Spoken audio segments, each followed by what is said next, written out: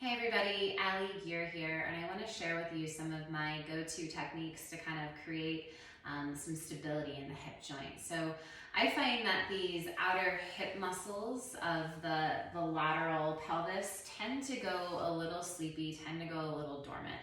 And it could be from anything. It can be from too much sitting, driving, it could be from walking, postural tendencies, leaning into the hip without really creating that support around the hip joint. So these sideline hip stability drills that I'm going to share with you guys can really just help kind of create awareness here so that we don't hang out in the joint and really sag in the joint, that we create this hugging sensation to really keep the stability in the hip and keep the structure of the pelvis nice and strong. So when you're ready, it's helpful if you have a wall. If you don't have a wall, you can just use the back edge of your mat. But when you're ready, let's go ahead and make our way onto your left side. And you want to line yourself up so that your head is touching the wall, the back of your skull touching the wall, your shoulder, so your back shoulder is touching the wall, your sacrum is touching the wall, and both of your feet here can kind of drop into the wall as well.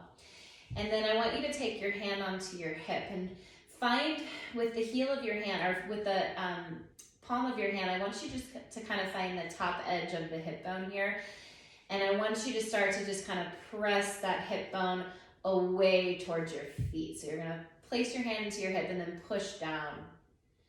And then you're going to take your top leg and you're going to reach it back. So get that top leg nice and long. Keep your bottom leg bent. Now draw your belly in, hug in, belly in, and then see if you can kind of lift just the low ribs off the floor just subtly. Keep that. And then nice and easy with your hand pressing down, you're going to start to lift and lower that top leg. And make the movement really small. Keep your pelvis really steady. Keep drawing your belly in and keep your lower ribs lifting. I'm just starting to kind of wake up this whole outer layer of the hip.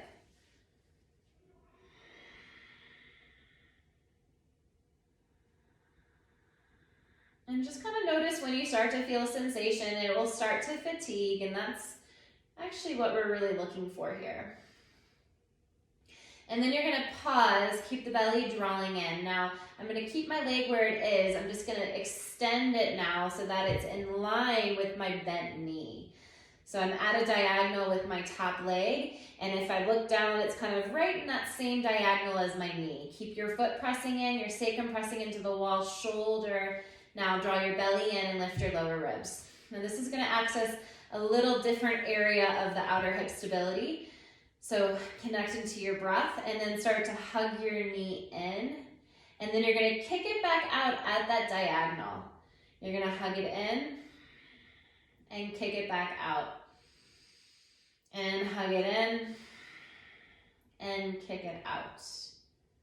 Hugging in and kicking out. And fatiguing that area enough, you'll start to feel some kind of dull achiness. You might even notice that bottom hip trying to help out a little. And then you're going to slowly lower back down and just take a moment and rest. And then you're going to turn to your second side, and we'll do the second side. So this time now, your right hip's on the ground, your head is going to line up, head into the wall or onto that back edge of your mat. Shoulder, so right shoulder presses into the wall, sacrum into the wall, feet into the wall. So feel all of that support there. And then draw your belly in, take your hand onto your top hip. And then you're going to take your top leg and extend it out. And just keep it straight out. So you'll kind of see your toes, but you won't see your heel. You'll just see your toes. And then you're going to draw your belly in, lift your lower ribs off the floor. Nice and easy, start to lift and lower that leg. And remember, this top hand is kind of pressing down towards the heel. So I'm going to isolate some of these smaller muscles of the hip joint. Keep drawing it around the belly. A little bit of core support is really helpful here. Maybe even notice if you started to feel this side turn on a little quicker. And you can even make those movements even smaller, like little micro movements, and really wake up those tissues. And then you're gonna stop and pause. Now extend your legs straight at that same angle as your bottom bent knee. And then keeping that, you're gonna just slowly start to bend the knee, hug it in, and then you're gonna kick it back out at that diagonal. And then you're gonna hug it in towards your belly, towards your chest, and then kick it out right at that diagonal. Hug it in and kick it out. And you don't have to have the hand on the hip here. It helps sometimes to have the hand in front of you to support. Hugging it in and kicking it out. 2 more, hug it in and kick it out. And then you're just gonna do that 1 more time. And then you're gonna slowly lower your knees, pause, take a deep breath in, and an exhale out. And then use your hands to support you. Slowly come on up to a seat.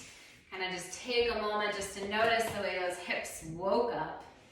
And then sometimes I find it helpful to kind of move through some standing sequences and really utilize that support. Or sometimes it's just nice just to start your day out with this gentle hugging in around the hip joint. I hope this is helpful for you. Enjoy. Namaste.